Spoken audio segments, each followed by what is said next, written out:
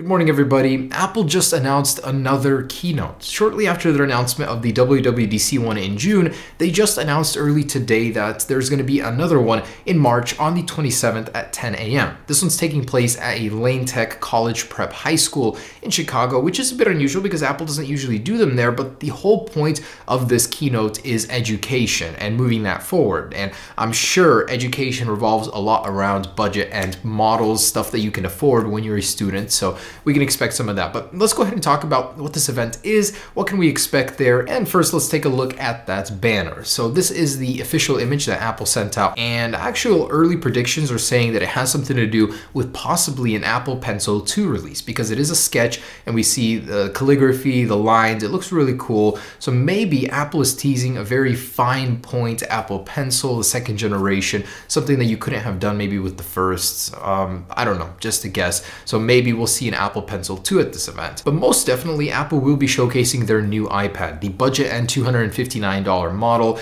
as I personally think this college school-focused event will probably have a lot of lower end, cheaper stuff that students can afford. And this will be a 9.7-inch iPad. Other than that, not much is known. Will it replace the $329 model, be sold alongside it? We don't know anything else about that. Also, the $799 MacBook replacement to the MacBook Air. Apparently, this one will have a Retina display and be a lot cheaper and more affordable for students. There's a very high chance that Apple will be finally launching the AirPower charging mat at this event for roughly between $159 to $200, as it will come bundled with the actual cable and the power adapter. So finally we get to see that guy. And hopefully alongside that we get to see the wireless charging case for the AirPods as well. That would be a nice little bundle between those two. And this one is far from confirmed, but possibly the iPhone SE 2. There have been rumors on and off that it's happening, that it's not happening, and really at this point in time, let's just see it, Apple. Everybody wants one, just make it happen. A smaller iPhone doesn't really cannibalize the sales of the larger ones, because if people want that, they're still gonna get it. If people want a smaller iPhone, they're either gonna stick with their current SE or actually go for the new SE 2. So I really wanna see that one. It's a very special phone, hence the special edition, but just the size of it, the form factor, the usability, it's a really nice phone to have in the lineup. And of course, iOS 11.3. Today, Apple did drop iOS 11.3 Beta 6,